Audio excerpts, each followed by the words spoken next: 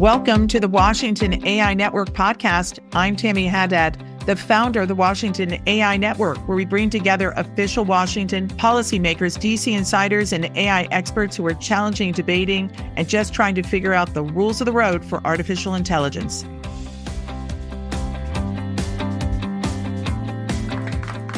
Hi, everyone. I'm Sumi Somaskanda, in for the inimitable Tammy Haddad. Tammy does that all the time and it works, so I figured I could do it as well.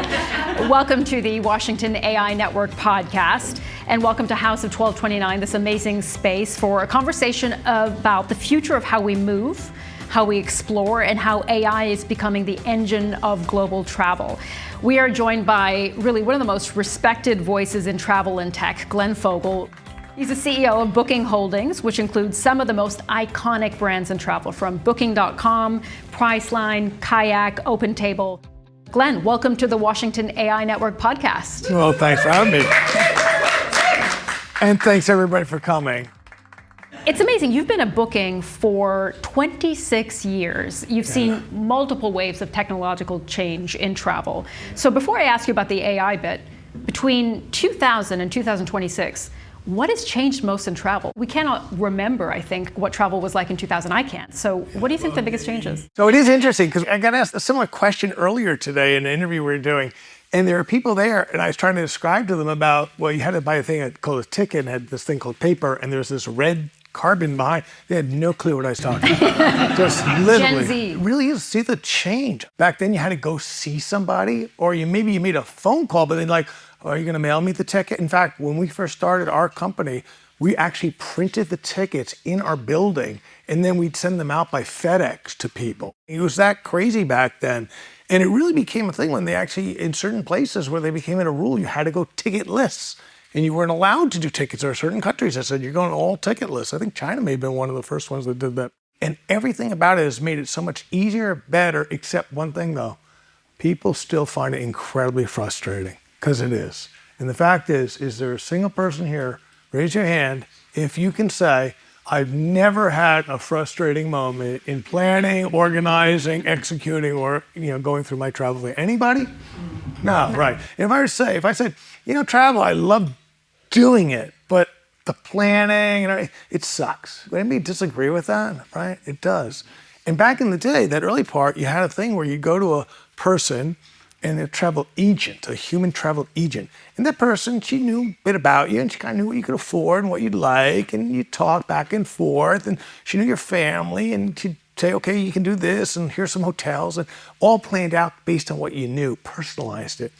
And then you gave her one thing, you gave her a check, which you all know, they didn't know what a check was either. I'd explain that to them. And then if anything went wrong, you just called her on the phone, or somebody, one of the older people said, yeah, you go to a payphone. They didn't know that one, of course, but you call and they fix everything for you. Nowadays, if you think about it, it seems worse, doesn't it? But that's what we need to recreate using technology, and that's what we call our connected trip, is using technology. All the things we can do through digital process, the database knows so much more than anybody, human being with brochures and books knew. And it reminds everything about your history of what you like, what you don't like. And it has the ability to know all the things that you may want, what price level, et cetera. You can interact. And now with Gen AI, you can actually have that conversation with that agent. So how does that work, this connected trip? I mean, break that down for us. What does that look like? So I happen to have my phone with me right now. This is like a travel agent in my pocket. And I can go, and I'll just say Priceline. I'll go because I like Priceline. And I just go to Priceline. It's called Penny. It says, hello, I'm Penny. How can I help you? I can just start the conversation with, hi, I want to go to London. Well, that's very interesting. When would you like to go? What would you like to do? And you'll have that conversation. Now, if I have been using Penny for some time, it knows my history. It knows all the things I like. And by the way, one of the most frustrating things before we came with Gen AI is, for years, I do a hotel search on our own site, and it would throw up some nice hotels, and it'd throw up like 1 and 2 stars. I am now in my 60s. I am not going to 1 or 2 star hotels. No, ma. But that's the personalization that we want, because it's with you all the time. I like this example because I spent a lot of time in Amsterdam. How many of you been to Amsterdam? Great. Okay, how many of you, keep your hands up. Keep your hands up if you took a boat tour, a canal trip. Did you go to the Rijksmuseum? You're going to go to Amsterdam. You're going to arrive Tuesday. You set this all up. We have it all done because we suggest these and you like it. You got your tickets for Wednesday to go do the canal boat. Good. You got Thursday for the Rijksmuseum, right? You arrive Tuesday. We know. Looks like it's going to rain on your boat day and it's going to be sunny on your museum day. We send you that message. Hi, weather doesn't look good for this. Let's switch it around. What do you say? We can do it all for you, just one thing done. And we'll do it all for you. That's what you want. That's what we are building for you. And then you will be happy. And then you will come back to us and we'll do well. It sounds like what you're saying is generative AI really has the potential to be a complete disruptor in the industry. It is an incredible thing, not just for the travel industry, but as we all know, for everything. Yeah. The world is changing very, very fast. What are some of the ways that you see this connected trip concept growing even further? What are the next steps and how that can serve in the ways that you were just describing? Well, one of the things it already is doing really well, and that's improving customer service. Because as we know, things go wrong in travel. It's not our fault. I just want to make that right up. We have nothing to do with it. Just let you know. But we know bad things happen. And being able to get a solution to that, first of all, connected trip, having everything together makes a big difference. So you got the plane ticket and you got it all done fine. You're all excited. You left the house and you're going to the airport and supposed to take off in 2 hours. Time is fine. And you get a text message. Today you get the text message that says, oh, your flight looks like it's going to be delayed. It's not going to be 2 hours from now. It's going to actually be 6 hours from now. And you're like, and that's all you get. That's it. Nothing more. What we want to be able to give you in customer service is we have another flight that you can take that'll only be 4 hours. So you'll not have to wait 6, you'll only 4, and it'll be great. And then because it's connected trip, we know then you had a car to pick you up. We're going to change that for you automatically. We know that your dinner reservations that you set with Open Table, well, that ain't going to work now. So we have already looked to change that for you for the later reservation. Unfortunately, there are no seats available at that time. But there's another restaurant just down the street, same type of food. We'd be happy to make that reservation available. And by the way, because it's been such a lousy time, we're going to give you that free bottle of wine and notify your other party that was going to meet you and all that's going to be wonderful. That's what we're building right now. Now, are we there yet? No, but what we do have is better customer service than it used to be. Because using Gen AI enables so many things to be better. First of all, you don't have to talk to a human being to get a lot of things done. Gen AI handles it all. You're talking to somebody, you think it's a human? It's not. It's Gen AI talking to you back. I'm telling you. Open Table, we're doing that. You make a reservation, some restaurants now, you didn't use the app. For some reason, you wanted to call, I don't know why, but you did. You called, you didn't speak to a human. Sometimes you probably do, sometimes you don't. When you're not talking about human, you don't know you're not talking to the human, you're talking to a Gen AI voice. And it's able, and just as well. Think about what that saves in terms of the time. The hostess doesn't have to be picking up the phone all, she can do her other job there.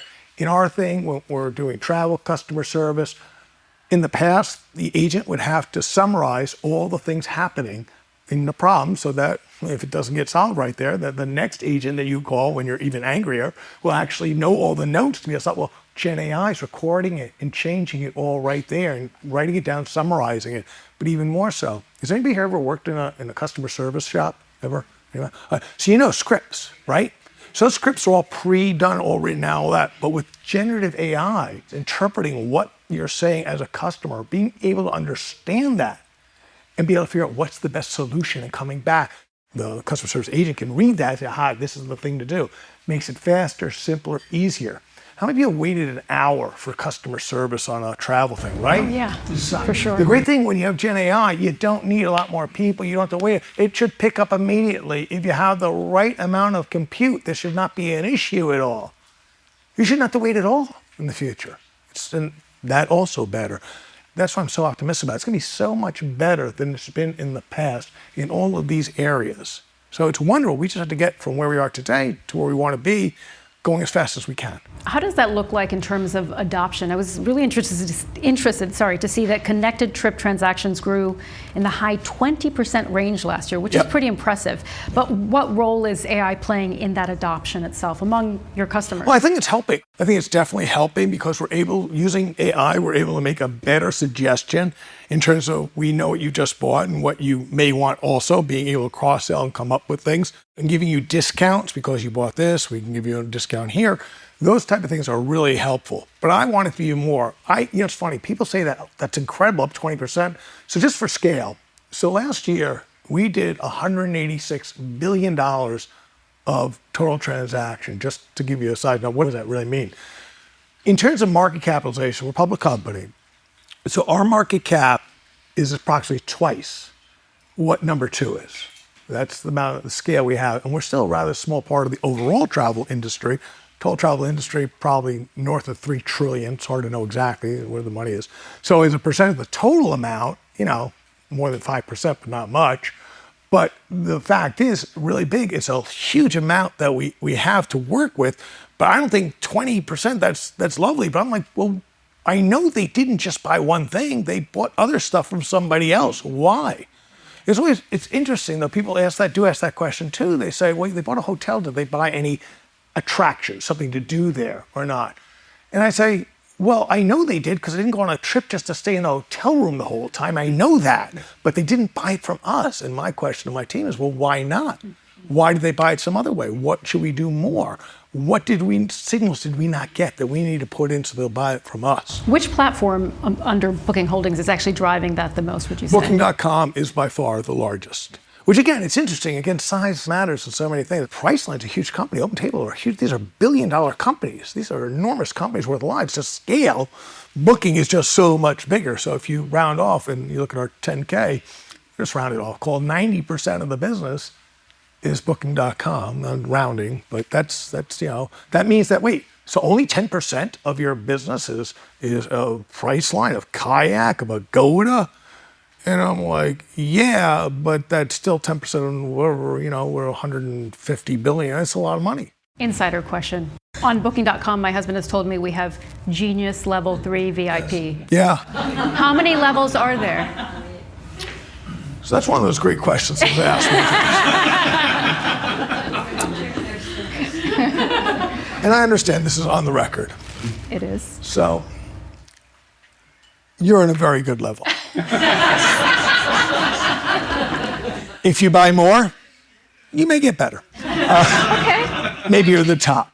Well, what about the question of how horizontal AI platforms could actually disrupt your industry? If people are going to go to Google Gemini to look up their flights and perhaps other attractions that they could book, what does that mean for your businesses? That's a big issue for everybody, is do the horizontal large language models dominate everything, take over everything? And we're all aware of what just happened in the last couple of weeks. We know that some new models dropped. Get a couple people saying everything agentic is going to solve everything, and every company that is based on old software companies will disappear. And we all watched approximately $1 trillion of market cap get vaporized in a couple of weeks based on that. It's come back a little bit. So, maybe not. So there was that belief. There was that thing going around. People say, well, people won't need a Booking.com or any of those competitors because they'll just go to ChatGPT and then they'll go straight and buy it from the supplier. So a couple things to understand about this. One, certainly the large international chains are doing what they can and working to make sure that they can try and get somebody off of a large language model to go directly to that international chain. They're big. They have big IT departments. They can work and put together an MPC server and connect and put all the information through and all that. But approximately, a little bit under 90% of our hotel business is not with the top 10 international chains. So the idea that this little 20-room chateau thing in France is going to be connecting somehow to ChatGPT and getting seen, and then the person goes straight there, that is not happening, one. Two, the complexity of how you get all that information and be able to display it in the right way and get the right availability, the right pricing, and then throw on top of that the payments. We do payments approximately 100 different ways, payments. Now, I don't know how you would even understand that question because we're in America, we're in the US. So what are you talking? People say, what are you talking about? I take out my Visa, take out my MasterCard. The rich people pull out the American Express Black Card. Other people don't do that way. They want to pay in the way they like to pay. And everything's, like China, Alipay, WeChat Pay. Well, we have someone from the Netherlands. Yes. Ruth, what is ideal? Yeah, so it's your bank transfer.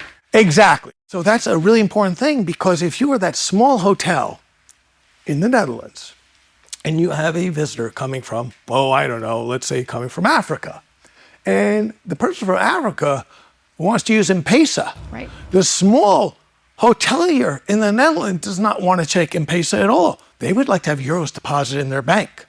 We will take the money in peso. That's good for the customer who's traveling to the Netherlands. We will put euros into the bank account of the hotel in the Netherlands, and we will do it cheaper than it would have been if they had tried to do it some other way. Because it's easier for us to do that type of transaction than for the customer have to do what? Go to an FX store and actually change money? God, does anybody do that anymore? I don't think so. And it'd be horrible. So that's another way. Then the regulations. A lot of people don't understand. If you're a merchant of record in the travel industry, there are a lot of rules that apply, particularly not just the monetary stuff. If you're transferring money around, now you got a whole bunch of stuff there. Tax stuff you have to deal with. But just in general, merchant of record in Europe, I got to deal with DMA, Digital Markets. I deal with DSA, Digital Service Act. I got to deal with EU AI Act. I got to deal with PSP. I got a PSB, Platform to PDP, Platform to Business. I got to deal with DAC 7.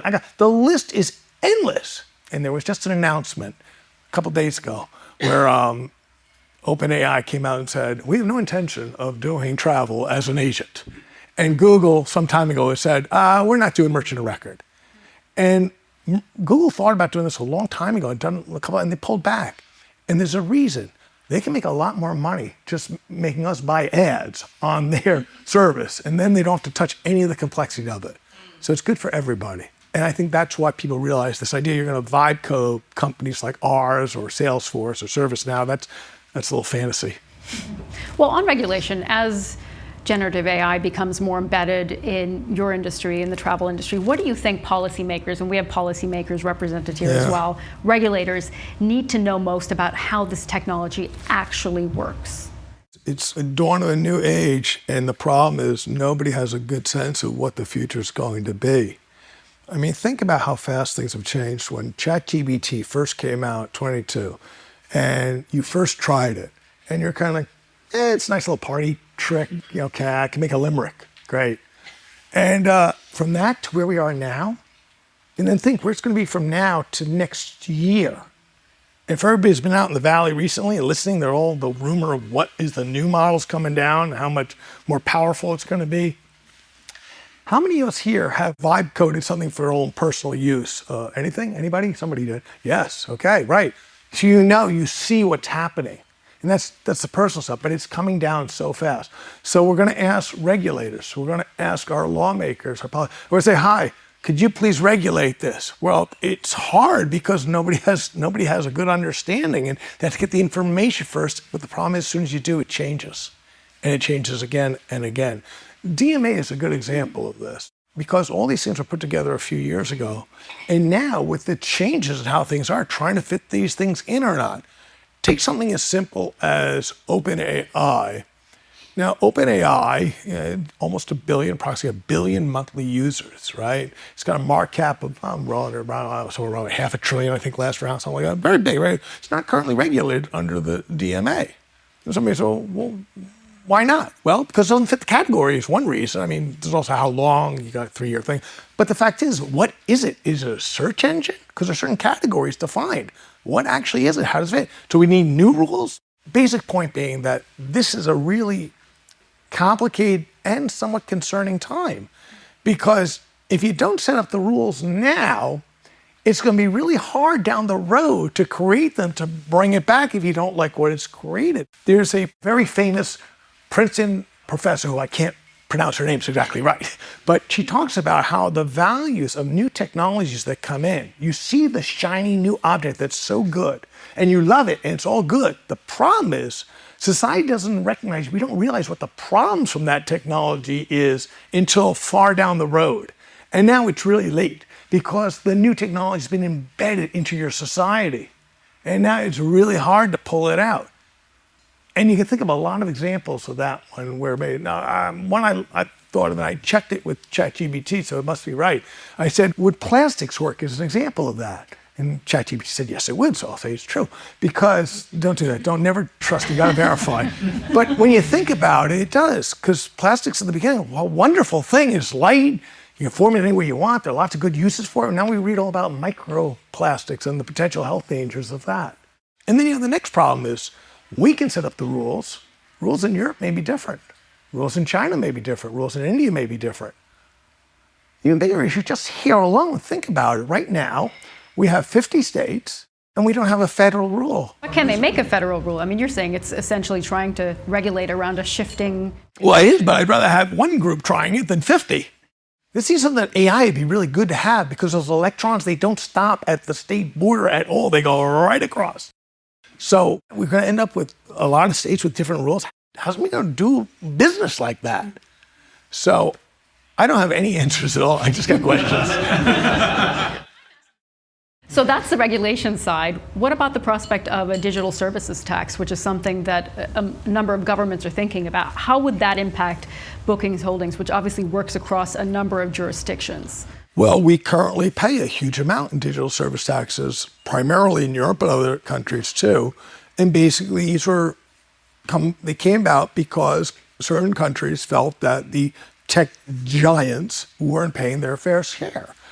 We pay a tremendous amount of tax, more than our fair share, I would say, much more than our fair share. We did. But here's the issue. Is so we have a tax, and I'm okay with taxes, and you have to pay taxes. My issue is it being applied equally and fairly to everybody? So you have an American who wants to go on a trip to Paris, let's say, books on booking.com. I'm going to have to pay a 3% tax on the revenue, digital service tax. Okay. Thing is, though, when let's say they went to Google first, and they looked and they chose us, that's fine. But if instead they chose Accor, the French hotel, instead of our site, no tax, no digital service tax. Now, obviously unfair, right? Clearly unfair, which is what the first Trump administration agreed with under a 301 investigation that was done in 2019, report December 2nd, 2019, how incredibly unfair and wrong these digital service taxes were. And there was a big negotiated discussion, blah, blah, blah. We end up with a strange thing under the Biden administration, which nothing pretty much happened. And now, of course, it's back, everybody's back talking about it. My position is I am not against taxing at all. I think companies have to pay fair taxes, but they got to pay equal taxes for the same business. And when people create laws that, if you read the report on December 2nd, 2019, they said that it was clearly done to favor local companies. Certainly being discussed here in Washington as well. And I'm very happy that it is, and I look forward, hopefully, for some good progress there. So we've talked about regulation, the fiscal framework. What about geopolitics? We all know travel can be influenced by geopolitics, certainly right now, where we've all been covering, me on the news certainly, travel plans that have been completely upended by the current geopolitics. So how do you navigate Booking Holdings through this type of uncertainty in your industry? Yeah, it's a horrible thing. Wars, forget the fact of, obviously it impacts travel terribly, but really, let's start with the important part, which is it terribly affects people. Horrible. We operate globally, so this is not the first time we've seen this happen. And travel, there's always something happening generally, and it's always bad things happen. So the base case is everything's going to be fine, but war, you have a tidal wave melts down on a nuclear plant, you don't Japan travel, you have a volcano goes off in Iceland, you have no travel going to Europe for 10 days, you have 9/11, grounds all of the US, you have a pandemic. Pandemic happens, we have negative revenue. We're refunding more than we're getting new sales. Horrific, terrible things. So you gotta be agile, you try and adapt, try and work. Do you know that Dubai now just passed Atlanta Hartsfield as the most people traveling through that airport? Did not know that. Just wow. passed, like last month, 2 months ago, just got the number one spot. It doesn't have nearly as many planes, but that we know that because all the planes at Dubai are really big planes, lots of people. So not as many takeoffs and landings, but more people. Think about how many people got displaced by that. Just incredible.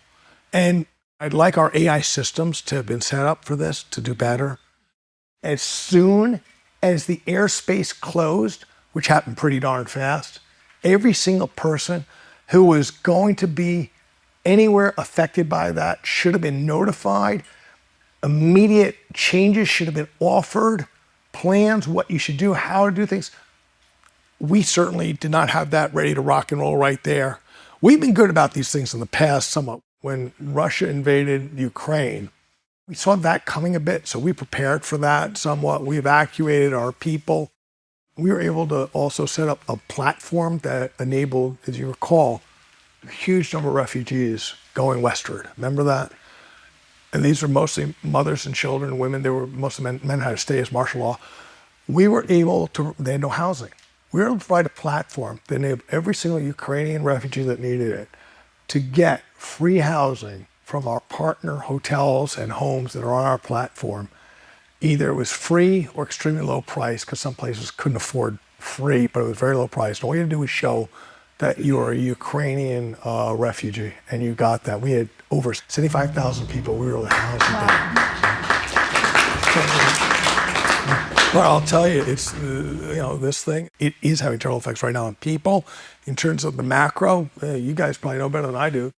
Tell me when this war ends, and I'll tell you how long it'll take for travel to recover. Yeah, I think we'll not be able to answer that question here tonight, certainly. But I'm going to ask you a few more questions, and then we're going to open up to all of you. So prepare your questions, keep them ready for Glenn. I do want to ask you a bit more about AI. What excites you most, and what keeps you up at night when you think about AI's impact on global travel? The most exciting things to me is this vision of this AI-driven, connected trip, agent in a pocket that I talked about. I want that thing badly. I just think it'd be so cool, so great, so wonderful, because it'll be so much better for people. Now, what I am concerned the most about right now is the speed at which we are moving. I speak my company, my people. We got 25,000 people. We're never moving fast enough. You can always move faster, and we should be moving faster. And I know that because I know what's happening in China. I know what I see in the valley when I go over there. Those people are back on that, crazy 24/7 type thing. They're so excited. I've been in Bangalore, obviously we have offices there and everything. They're very excited too, and they're cranking too. But over, and then it's not just there. Do you know what Falcon is? Like, Falcon's a large language model. It's out of the UAE. Bring this up. I mean, it's all over the world. People want to do this stuff. It is so competitive. And if, that saying, if you snooze, you lose. Mm-hmm. How many of you at your organizations have mandated all of you must learn these AI skills and have training required, and you're doing it like, everybody's supposed to take you're supposed to take 4 hours off a week and spend on it to learn more about it, right? That's the things we have to be doing. And I mean, if you hire a new employee, do you check, could you please show me your AI skill set, please? I mean, you wouldn't hire a writer who didn't know how to use one way to type a system, right? You wouldn't hire somebody to code if they didn't know how to, you test them out, can you code or not? Well, we're hiring employees yet, but we're not testing out. Do you have any AI awareness at all? That's, that should be a requirement. I saw in an interview that you were asked about the prospect of a hotel on the moon. Yeah. Is there going to be a hotel on the moon, and will it be bookable on Booking? I do know the podcast you're talking about. I don't think we're going to have hotels on the moon for a long time, but I have been asked, are we going to be selling tickets for any of the rocket trips? And will you? Yeah. We don't see that as a big market right now. But if it does become one, sure, why not? You heard it here first. Okay, who has a question out here? Roof Shipper, Netherlands Embassy. Just asking a question out of consumer perspective, because I am an early adapter. So I used to book actually on Weekend Away, if you remember that, and Hotwire. So I'm just curious, why did Booking become the dominant model, and what happened to those of yesteryear? And my other question was, listening to your painting the picture of what becomes next and the new normal, is how do we make sure that the Booking doesn't turn into Ticketmaster that squeezes out all our rent and kills off creativity and independence? Those are two good questions. So we'll come back to the second one. The first one, so she mentioned Hotwire. Hotwire was a competitor owned by Expedia. I'm glad that you don't use that anymore. It died, actually. Did you use the word dominant? Did you say that? I think you did. So I'd like to make point very loud and very clear that we are not dominant at all. Yeah, but for you, that's good. But we have about 15%, 15% of the hotel accommodations market in Europe. obviously, of the total travel business, much smaller of global stuff. But we are a large player. As I mentioned, we are number one, even though we're very small in the total industry. Now, your question is, why? How did that happen? Anybody watch Jersey Boys, the play, then the movie and all that? Remember the beginning when the guy's talking about how they went from the little thing on the corner in Jersey and became the Four Seasons? And he said, how did that happen? And there's 4 guys, you get 4 different answers. Same thing. I can tell you my version of what I believe had happened, but you can't test that. This cannot be scientifically tested. Why did something happen or not? And so it's fun. I can do it over drinks or something, but it's not somewhere to say it. But other people have very different opinions. The second part of Ruth's question, which was about creativity. Travel is the most competitive industry I can think of. And it's funny, when I was dealing with people in Brussels, regulators, and they're talking about, dominance and all this. I say, let me ask you a question. Do you feel the only way you can get a hotel is Booking.com? Can you tell me that over the last 10 years, can we look at your records and see how many times you'd used Booking or another one? Oh, well, that's not appropriate. No, we're not going to do that. And I'm like, really? Everybody knows that there are lots of different ways to get a hotel. Lots and lots of, there's so many damn things. You go to Google, it's like endless. You can scroll forever. There is no dominance. I have to fight every day for a sale. And that's true every single time. If the price is €1 lower, you're going to use the other one. If the service is just a little bit better, you're going to use the other one. And this idea from regulators who have come out and said that we are quote unquote dominant, it's insane. But it is what the law is, and we have to follow it under the rules that are set out, and we do a very good job of it. We do everything we can. But I assure you, with these new things coming, new technologies, large things, it's, there's somebody in some garage somewhere thinking up a great way to try and take our business away. And that's what we have to do. So we have to be competitive every day. Any other questions? Yeah, one more. Hi, Glenn. My name is Joanna Guy. I lead growth strategy for Boozel & Ventures. And before that, I actually managed distribution partnerships for Marriott International. So I'm a little bit familiar with this space. Yes. My question is about payment infrastructure. You mentioned a transformation in that space. And I'm curious whether you're thinking about stablecoins and cryptocurrency as the solution to back that infrastructure. And if so, have you doubled down on a commercial partner to secure those transfers? Obviously, crypto is very interesting, and we certainly think a lot about stable coins and can that lower costs? Can it make it easier to transfer money around the world, et cetera? And boy, it's not a day goes by that somebody's come pitch me an idea or somebody wants to do a deal with us. We haven't done it yet, but it's certainly something that we are always actively looking at, and I imagine some point could happen. You have a big issue here. Obviously, the banks don't like the ideas quite so much because they think it's unfair. Certainly some of the stable coin players who, you're not allowed to give interest, but kind of like are or not, and it's a complicated situation. We don't feel a need this moment to jump right in, but we're definitely going to keep monitoring it. We can't let you go without asking, what is the hidden gem destination that we should all be putting on our bucket list? Where do we go? Okay, so think about this, everyone.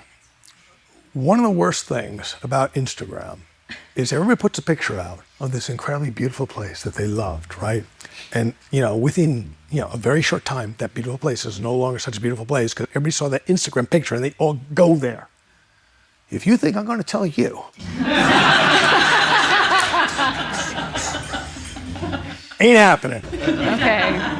Maybe later. You can tell us all in private. But my favorite place to go? Home with my wife. Good answer. Glenn Fogel, thank you so much for joining us on the Washington AI Network podcast. Thank you so much. Thank you, everybody. Thank you. Thank you for listening.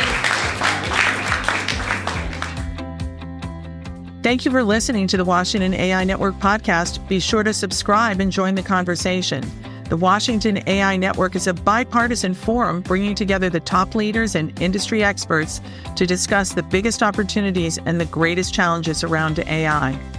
The Washington AI Network podcast is produced and recorded by Haddad Media. Thanks for listening.